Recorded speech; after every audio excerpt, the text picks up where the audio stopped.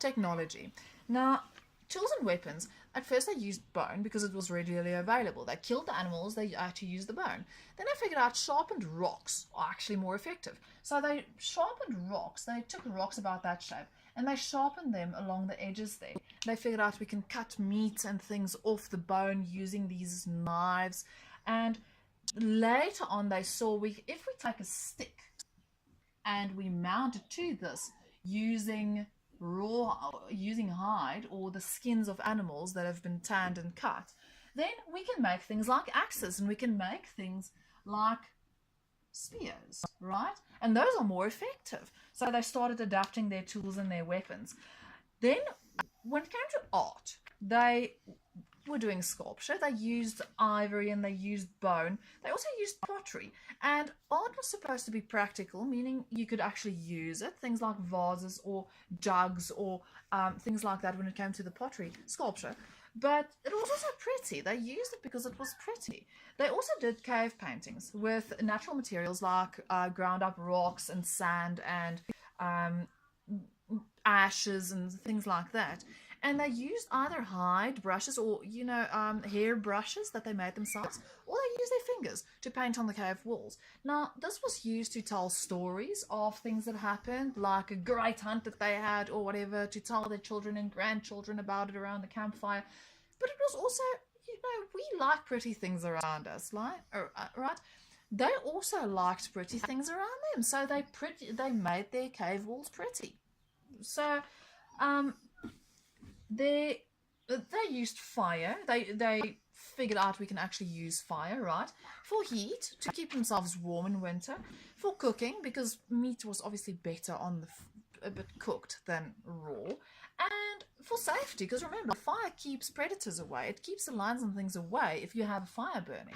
So at first, the first fires were probably caused, I believe, by lightning striking a bush or whatever. But then they figured out if you take sticks, if you take a stick like this, you make a little hole there, and you put another stick into it, right? And you use your hands or some other implement, and you rub it very quickly. Very soon, you'll see a little bit of smoke coming out of there.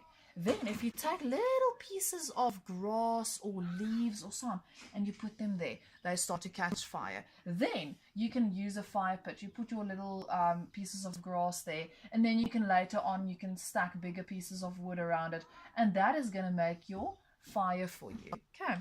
Now, with their burials, we see that some of them had less elaborate burials, like just, put the person in the ground and put a little mound of dirt on top. And those were probably the lower classes. Then you could see more impressive, the bigger mounds of dirt were the higher up people, like the chiefs and so on. So you already had your rich and poor. You had your different classes already in that time.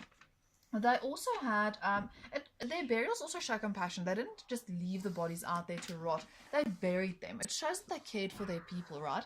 And that this could also show that they believed in some sort of afterlife, that they believed in burying them because of religious purposes, okay? Then their houses. When we're looking at Asia, right? Asia, they had plastered walls and straw roofs. In America, in North America, they had poles with grass, almost like the African, traditional African houses that we have here.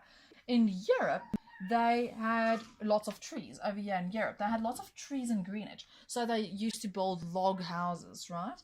And then in the East, they used mud and bricks. Now, especially over here, they had these little... Let me show you. They had these houses that looked very much like this. Now, they built these houses very close together because, space was limited and they were sort of living on top of each other, and it wasn't, they had settlements, but these settlements weren't very clean. They were built almost like townships. And on these houses, they had ladders many a time going from one place to the other. They would hang their washing over here on top. So lots of living inside and on top of the houses, not so much really around the houses. Inside these houses, they also had various rooms, and most of these houses had shrines, meaning some sort of religious area with things like little statues